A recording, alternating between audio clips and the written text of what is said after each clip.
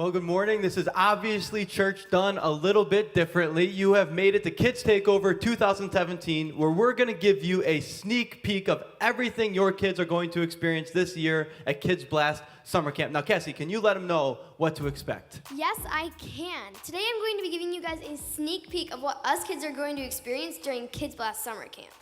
It's not too late to sign up, so make sure you sign up. That's right, parents. You can either sign up on our website or you can meet us right in the lobby after service. We would love to hook you up. Now, Cassie, we've got an awesome new series coming up. Can you let us know what it's about?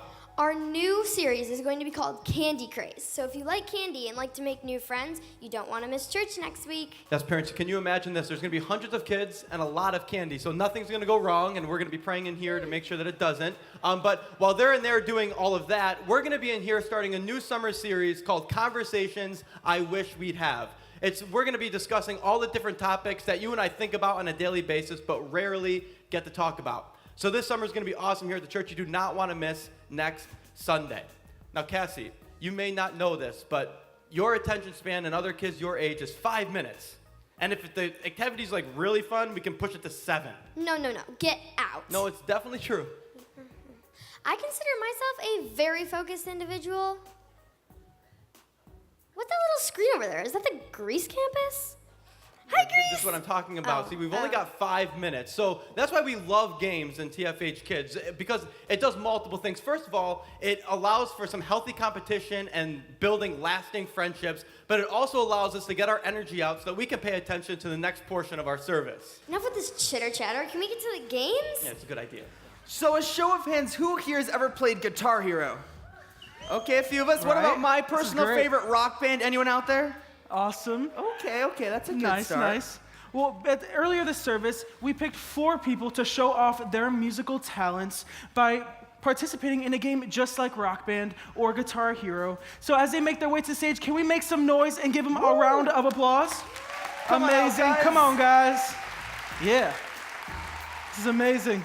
So the way this game is gonna work is we have 4 sections of instruments. Matthew over here, he is on our cups. We have Justin on our drums. We have Robbie on our tambourine here, and then we have Nicholas on our cups at the section over there. The way this is gonna work is on the screen behind me will be a video.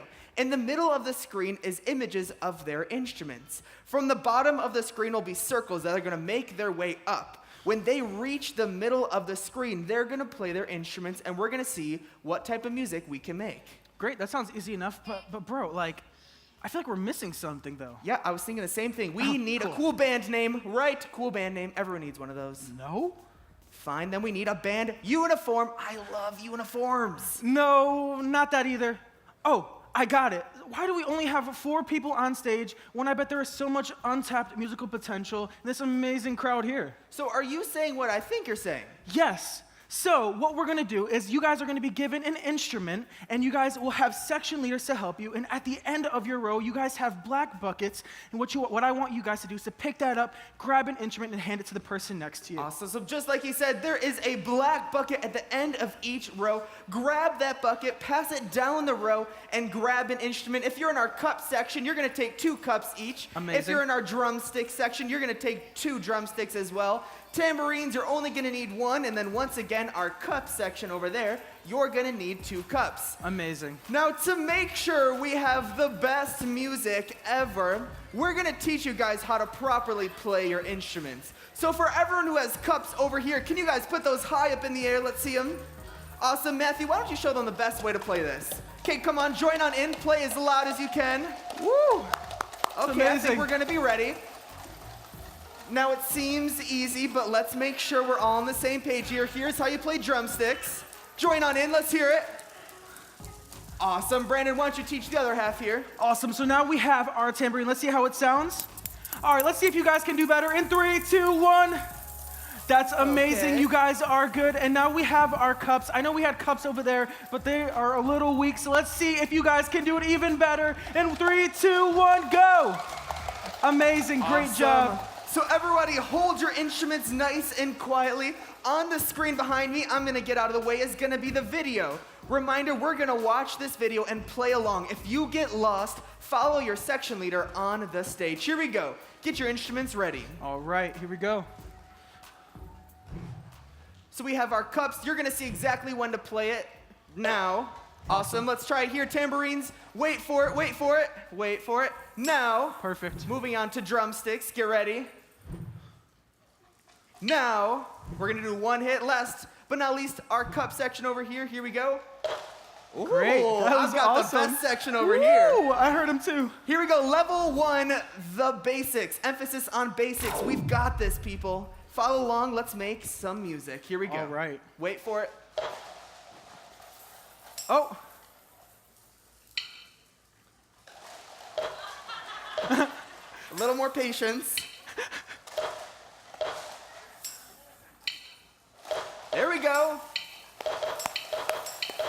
Whoa.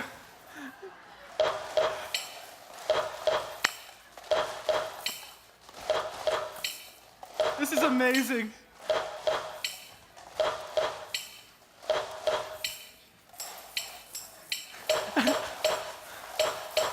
Nice. Now Awesome. remember, this isn't time to do a solo act. We're all joining in together. Don't get creative here. Let's follow along. Level 2. Here we go.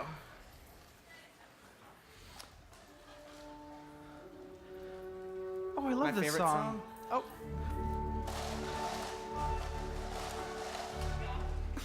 Take 2.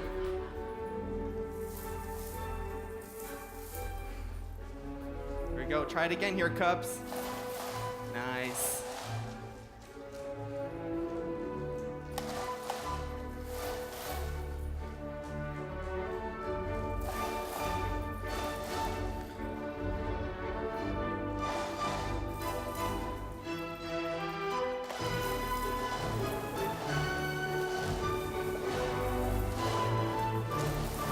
Nice. Give yourself a round of Wow. applause. Awesome job. So now that we're all professionals, obviously, we're gonna do take 2 and see what we can do if we get a second try. So get your instruments ready. We're gonna try this one more time. And remember, no solo acts. We are one band together. Here we go. All right.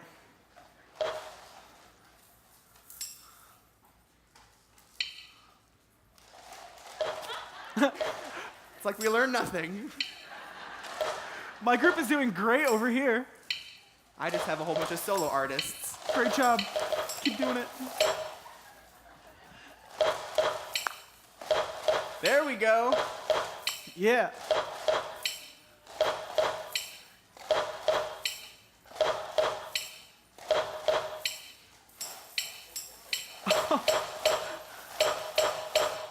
Nice. Wow. Here we go. Take 2 on a level 2. Same song, but let's see if we can do it a little bit better this time.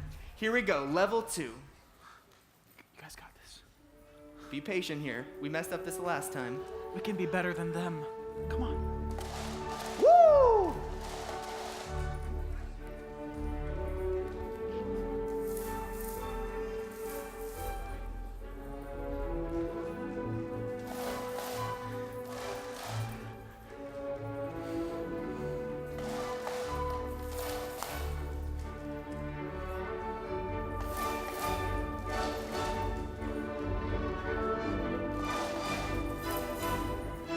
Here we go. Big Wow. finish. All right, here we go. Give yourselves a round of applause. Woo! Awesome job. Awesome job. Pass that bucket back down the rows. We're gonna get the instruments ready for our next service. So quickly pass those buckets back down. Fill them with the instruments. You guys did incredible. Great job. Well done, well done. So as you're passing those buckets and turning in those instruments, remember, parents, be a good example. Don't steal instruments in front of your children. It's great to have you here at the Father's House. Listen, we're going to be broadcasting the rest of our Kids Takeover service to Church Online and Greece. So you can put your hands together for our senior pastor as he comes, Pierre Duplessis. Father's House.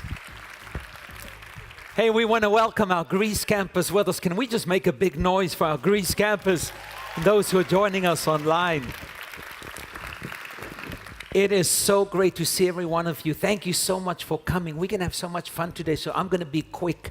I want to remind you, as they already said, next week we're starting summer. I promise you, you're going to want to be here next week. We're starting this new series. For those people who don't like long church, it's going to be a 50-minute service. 50-minute service for a very specific reason, and I'm not going to tell you why. So the second thing I want to share with you is something that's really incredible. If you are a parent with a high school student that is leaving school, ready for college, I want to tell you about the internship here at the Father's House.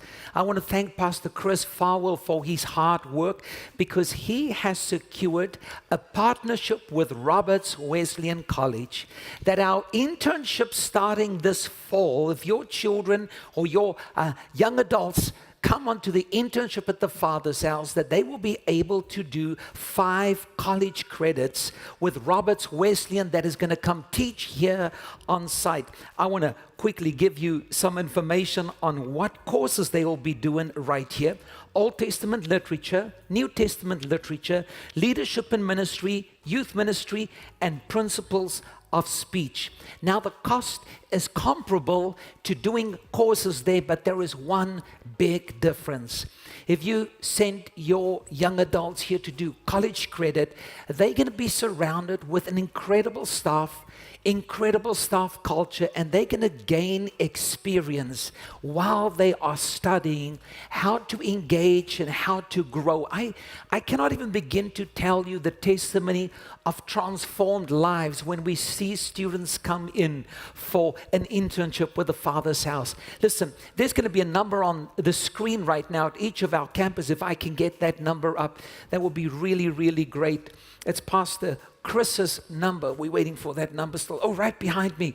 585-371-8859.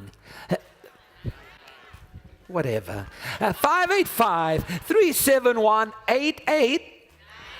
That's what I said. So they're going to keep that number up. Parents, just jot that number down. If you want any detail, if you want to speak with Caleb, maybe you have a student that wants to take a gap year. Why don't they just gain 5 credits from college while they are actively here at the Father's House, doing ministry, helping out at our Life Said. It is extraordinary.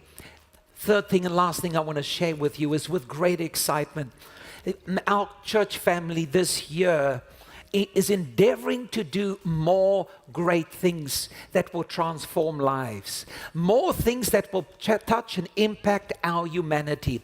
So the challenge this year, we said, we're going to cultivate generous lives, generous with our leadership, generous with our influence, generous with our finance, and generous with our experience. Because Scripture says the world of the generous gets larger and larger. We're doing this by challenging our church family and friends to consider giving $20 weekly reoccurring, and you can find the pamphlet behind the chairs that explains recurring giving. Let me tell you why. Because we are looking forward this year, before the end of the year, to have a mobile food pantry to service the greater Rochester area. We want to partner with Church Behind Bars to set up a Father's House campus in one of the penitentiaries, so that these services will reach there and we can minister and reach out. There are so many other things that we want to do that is of great excitement. But what is the most and the greatest thing is when ordinary people want to live large, expansive lives, and they realize that we can never outgive God if we live surrendered lives. So Greece Campus, Chalai Campus, as we're about to give, I want to let you know we have 85 families that has already said aloud yes, that we know of, that is starting to give. We are trusting the Lord for 300 families all together or individuals. If we do that, we as a church family is going to have a tremendous impact here in 2017, the beginning of 2018. So let me pray for us right now. Heavenly Father, I pray that you would speak to all of our hearts, that you would cultivate in us a desire to be a church family with arms that are wide open, oh God. So I pray that you would quicken in every heart a giving spirit, a generous heart. So in this moment, as we're about to give joyfully to you and the work of your kingdom, God, let our hands not hold back. That our hands be open as we freely give into your kingdom. We love and honor you, Father.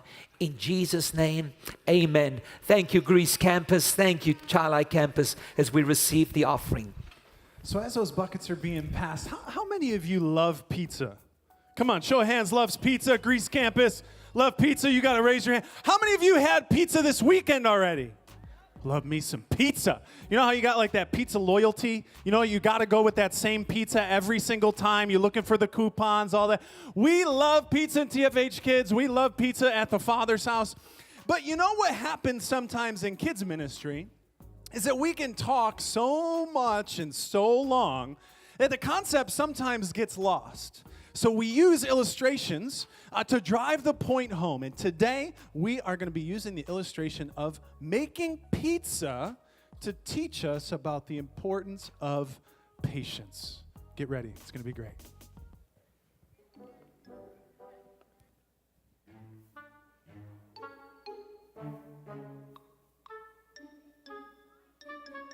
To make the one and only rock and rollin' and rare recipe, also known as my best friend Carson's recipe for pizza.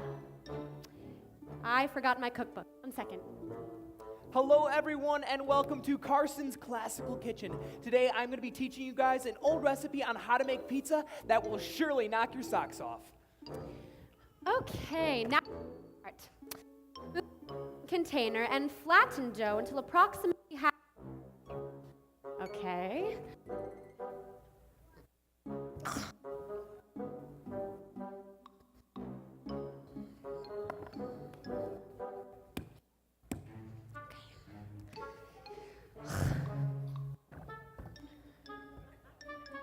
This is taking too long. I'm sure it'll be fine if it's just a little thick. All right guys, let's get started. Step 1. Remove dough from container and flatten dough until approximately ½ inch thick. All right, let's get things started here. Now, this is a long process, but it's very important that you roll it thin. Otherwise, it'll end up being raw and chewy. Oh, 1 second, I actually forgot my pizza pan. I'll be right back. Here, step 2. Apply a layer of flour on the surface of the dough. That'll take way too long. Skip. And besides, there's more than enough flour in the dough.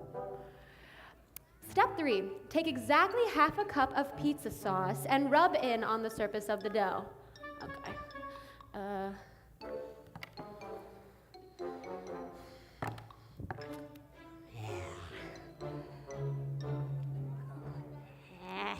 There we go. Done. All right, so we have rolled our dough to be ½ inch thick. Let's move right along to step 2. Apply a thin layer of flour on the surface of the dough. Now, this step is crucial. You see, if you're not patient and you skip this step, then the dough might end up sticking to the surface of the pan. So make sure you have patience and stick with it. All right, step 3. Take exactly ½ a cup of pizza sauce and rub on the surface of the dough. All right, here. Now, I could just pour the sauce directly on the dough, but if I don't take the time to measure the right amount of sauce, then I might end up with too little or too much. And I know too much sounds delicious, but the sauce burns very easily, so it won't end up tasting as good as you think it's going to. All right, that is looking good. So anyways, the next, oh, sorry, 1 second. Okay, step 4. Take exactly 10½ pinches of cheese and apply evenly on the dough. Okay. 1,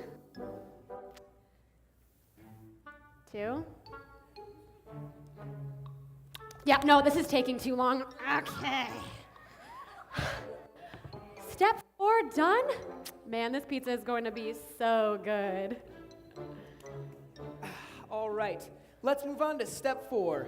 Take exactly 10.5 pinches of cheese and apply evenly on the dough. All right, 1, 2, 3. While this may be a long process, it's important that I remember to have patience so that my pizza ends up perfect. Now, I do love cheese, who doesn't? But if you put too much cheese on, then by the time all the cheese has melted, the rest of the pizza will be burnt. So remember to have a lot of patience when you're doing step 4. Ooh, my favorite part, step 5. Okay, I'm finally on the last step. Place pizza in the oven for 5 minutes at a temperature of 400 degrees. That'll take way too long. I wonder what will happen if I put my pizza in at 3,000 degrees for 1 minute. Then it'll be done quicker and I won't have to wait. I'm a genius. All right, we are finally at our last step. Took a while to get here, but it was well worth the wait. Step 5, place pizza in the oven for 5 minutes at a temperature of 475 degrees. This is the easiest step of all. All right, our oven is set for 475. Timer is set for 5 minutes. Oh, yay, my pizza is done. Out.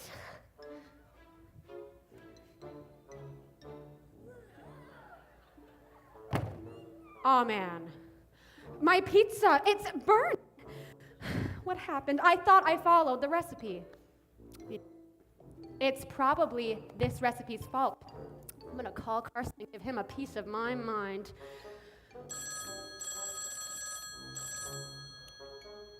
Hello? Your pizza recipe is messed up.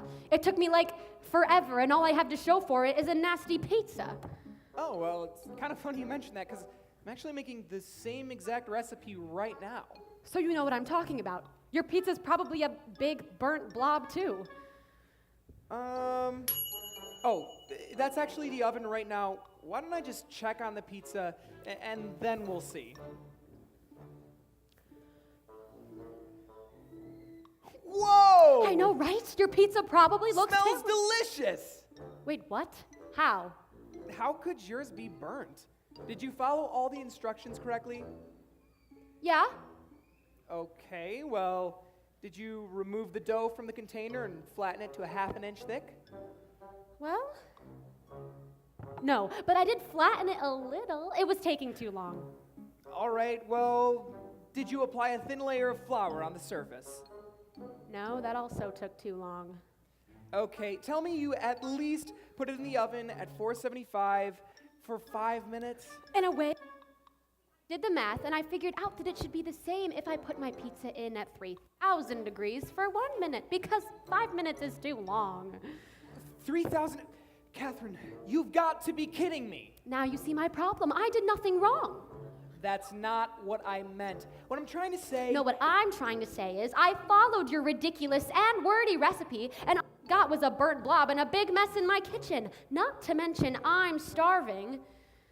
No, you didn't follow the recipe. You made your own version of the recipe, and that version didn't have any patience in it. Okay, look, I have way more pizza here than I could ever eat all by myself. So why don't you drive on over to my house, we can share the pizza, and then I can teach you a little bit more about patience. How far away do you live? That's about a 30-minute drive. Yeah, no, that's way too far. I'm just gonna order a pizza. She didn't learn anything, did she? Let's hear it for Carson and Catherine, two of our awesome volunteers in the kids ministry. Well, listen, in TFH Kids, we love the Bible. We love reading it. We love learning it, all the incredible stories that are inside of there. And so we have tons of different ways that we try to make the Bible stories come alive because we want to be able to communicate it to kids in a way that they'll understand all the complexities of the story. And so we've done things like candy drops. We've used Pete marshmallows. It usually revolves around food because we like to eat. And one of the other things that we do is we use puppets. Because the beauty of puppets is they're able to communicate the questions and ask the questions that kids generally want to ask. They just don't have the opportunity to ask it. And so we use puppets quite often in special events in our kids ministry. And so this morning, you're going to get a chance to meet a few of our puppets as we explain the story for today. Awesome. We're going to tell one of my favorite stories today, and this story comes from a really, really long time ago. So long, in fact, that it basically starts at the beginning of the Bible. Now, this story is about a man named Abraham and a woman named Sarah. Now, the reason why I love this story so much is throughout the story, there's this constant tension between God's promise and having to wait patiently, which many of us can struggle with sometimes. So hopefully the puppet friends will hop out soon, and we're going to get started with the incredible story of Abraham and Sarah. Now, Abraham and Sarah lived a really, really long life. And at the beginning of their life, God made them a promise, and they had to wait a really long time. From the time that they were young to the time that they were almost 100 years old, which is a really long time. So like I said, our story today is about a man named Abraham and a woman named Sarah. Let's get started with our story. So, God promised Abraham and Sarah that they were going to have something that they've always wanted. Abraham and Sarah wanted a kid their whole lives, but up till this point in their lives, they weren't able to have one. So one night, Abraham and Sarah went out to pray, and while Abraham was praying to God, begging for a son, God told them something. God told them something really, really awesome. He told him to look up into the sky, and when he did, he saw something beautiful. What I need everyone's help at both Greece and Chile. What is at the end of each row is the other bucket, the one that we didn't use for the live instruments, is a finger light. I need everyone to grab a finger light. There might not be enough for each row, so share a little bit here. But grab a finger light, and we're going to turn them all on. Now, some of you might struggle with this, so I'm going to teach you, don't worry. At the top is a switch. There might be a rubber band covering it. If there's a rubber band, you're going to take that rubber band off, stretch it around, and we're going to hit that switch on. I'll give you guys a few seconds to figure that out.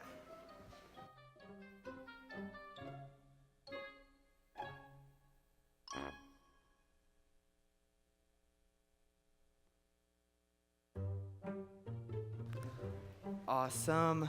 We got a few on here. Keep them going. If you have yours, lift it high enough so I can see it. We want to fill this room with as many stars as we possibly can. Awesome. Lift them nice and high. Take a look around at how awesome this looks. We got a sky full of beautiful stars. I got this. 1, 2, 3. 3. What are you guys doing? Hey, what comes after 3? I'll count them. Not if I count them first. 1, 2, 3, 4, 5, 6, 7, 8, 9, 10, 11, 12. What are you guys doing? 94. Guys, stop counting. Stop counting the stars. Come on Why? now. I'm almost done. You don't need to count Yeah? them. Well, what did you get? A 94. What about you? Ha! I got 94 too. That's what I got. All right, on man. Well, what did you get, Donnie? 3. You're very 3 stupid. stars. You little dummy. Are you kidding me? Well, like I was saying, when Abraham was praying to God, asking for a son, God told Abraham to look up into the sky and look at all the beautiful stars, and he told him to count them. And then, as Abraham realized that there was too many to count, God said that Abraham was going to have as many kids as stars in the sky, which meant he was going to have more kids than he could even possibly count. Now, thank you so much for helping us with our night sky. We can bring the lights back on at both campuses, Greece and Chile. Pass those buckets back down, switch those lights off so we can save their lives and give third service a chance to be a star. Pass those buckets back down and put them on the ground. Awesome. So our story continues. God had just made a huge promise to Abraham and Sarah, a promise that they were going to have kids as countless as the stars. But there was only one problem with God's promise. He had a weird name like Abraham. No, that wasn't the problem. Too dumb to count the stars? No. Oh, I know. He couldn't actually see because he was blind, right? No, that wasn't the problem. The problem is how was God gonna fulfill this promise when up until this point, Abraham and Sarah weren't able to have any kids? Now, despite their current circumstance, God made them this big promise, and he was going to keep it. Now, this doesn't mean Abraham and Sarah always waited patiently, because sometimes they took matters into their own hands and things didn't go so well, but God's grace covered them. Now, our story continues many years later. Still, Abraham and Sarah had no kid, but now Abraham was 99 years old. Ay, ay, ay. 99 years old. He was really old. Man. He's almost as old as Mr. McSweeney. Hi, hi, hi, hi, hi. No, Mr. McSweeney is so old. When he was a kid, he saw rainbows in black and white. He saw that when he was a kid, the Dead Sea was only sea. Lighter. Okay, lighter. no, He is so old enough that- with the jokes. We're done with the jokes. We gotta keep going with the story. Anyways, like I said, our story continues, and Abraham and Sarah are now old. Abraham's 99 years old, and still they're waiting for that son that God promised him. But this time, God reminded them of the promise, and Sarah, when she was reminded, she laughed. But 1 year later, when Abraham was 100 years old, they had their son. They named him Isaac, which means he laughs. God fulfilled his promise. Hold up. Didn't God say they were going to have as many kids as there are stars in the sky? Yeah? But all they had is one kid, and I counted 94 of them? Yeah, Jesse, yeah. You're just bad at counting. They had more kids. Oh, yeah? They named them. Well, Abraham and Sarah had Isaac and, wait, you're right. Abraham and Sarah only had one kid together. God didn't keep his promise. Well, he did. He did keep his promise, just not in the way that you would think. You see, Isaac grew up and he had kids, and his kids had kids, and eventually Abraham and Sarah became parents, grandparents, and great grandparents to thousands of kids as numerous as the stars, just like God had promised. He did fulfill his promise. I'm still a little confused, Yeah. but I'm out. Peace. I don't know where that kid came Adios, from. amigos. Bye. Okay, see you later. Now, the story of Abraham and Sarah shows us that even when God has promised us something, he still asks us to wait. Whether it's God, your parents, or your grandparents making you a promise, you need to trust that they know what's best for you and trust that they're going to do what they've promised. Now, as we wait, it can be tempting to run ahead or to try and make things happen on our own, but waiting patiently. Everyone say waiting patiently. Oh, come on, kids, we know how to do this. Say waiting patiently. There we go. Waiting patiently means waiting without questioning, without complaining, and waiting with a smile, which can seem really, really hard. Now, God promises us all an incredible life, and he has awesome plans for every single one of us in this place. So whether right now we feel like we're not in the best place or we're waiting for God to fulfill that calling, we need to be patient in his timing in the process that he has for us. Take the pizza, for example. Let's say you decide you're not going to have patience while making the pizza, and you decide rolling it a half an inch thin takes way too long. Your pizza's going to end up raw, which I'm sure you don't want. Or maybe the final step, like Chef Catherine, you realize, well, I can put it in for 3,000 degrees at 1 minute and it should cook quicker. See, it sounds great, but when we don't choose patience, the pizza ends up burnt, which I'm sure you don't want either. Now, talking about patience is really easy, but when we leave this place and have to make the active choice to be patient, that's when it gets really hard. So what we're gonna do is the next time we have to choose patience, or we're struggling to choose patience, what we're gonna do is we're gonna put the one who gives things to us and fulfills the promises, God, first. We're gonna put him first before all of our needs because we love him and we know he has the best for us. Now, Trina, I'm gonna give you the service back at Greece. You can wrap up the story there. Hope you guys had an awesome kids takeover. We'll see you guys later. Awesome.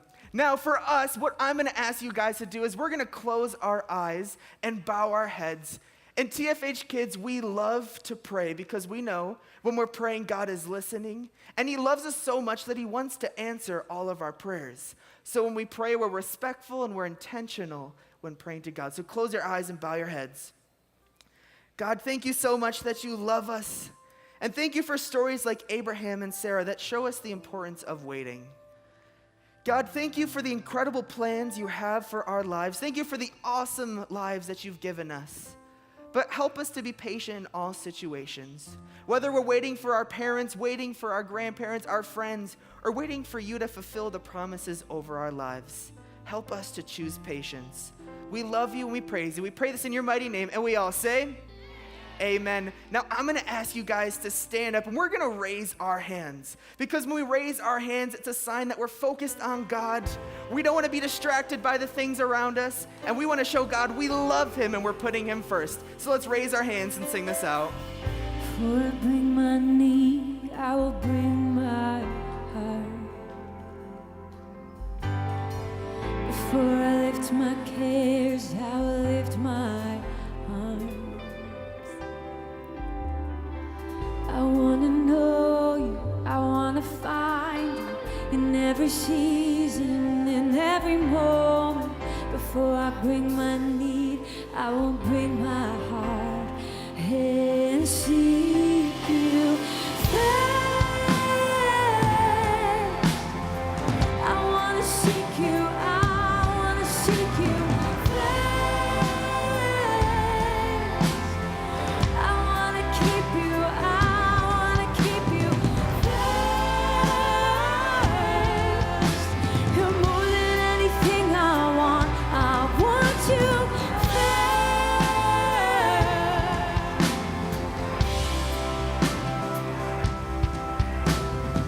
Before I speak a word, let me hear your voice. In the midst of pain, let me feel your joy. I want to know you, I want to find you in every season, in every moment. Before I speak a word, I will bring my heart and seek you first. I want to seek you, I want to seek you first. I want to keep you, I want to keep you first. You're more than anything I want you first.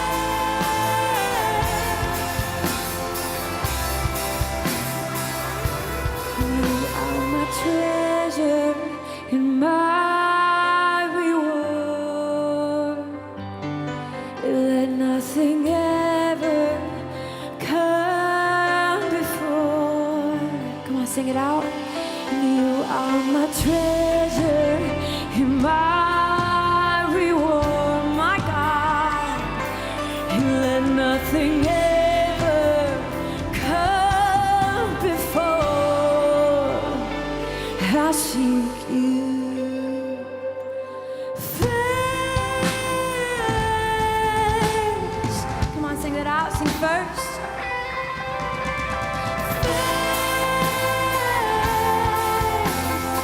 I want to seek you. I want to seek you first. I want to keep you. I want to keep you first.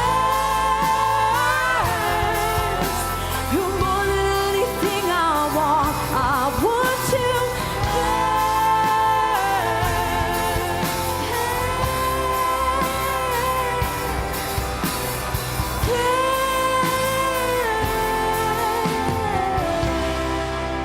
God, help us to put you first before everything. Help us to choose patience in every situation.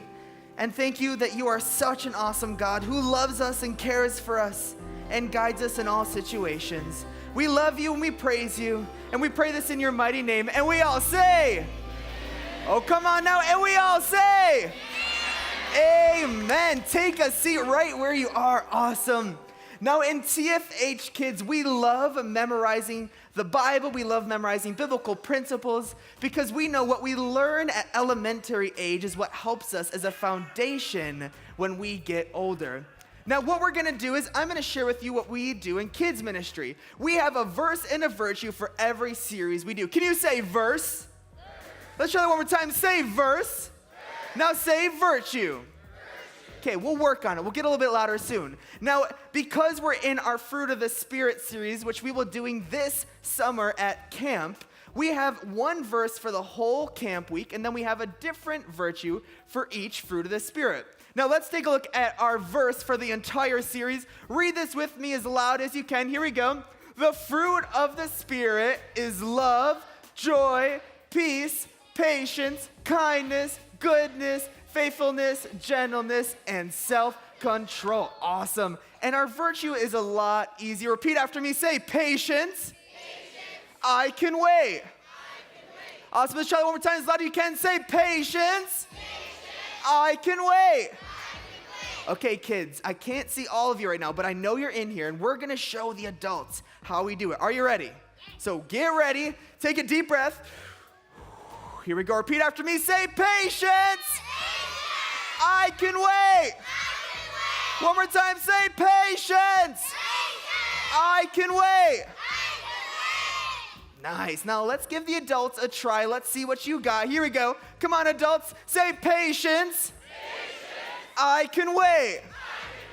Nice. Now one more time all together to wrap it up. Here we go. Patience. I can wait. And remember, when we're patient and we're waiting patiently means waiting without questioning, without complaining, and actually waiting with a smile.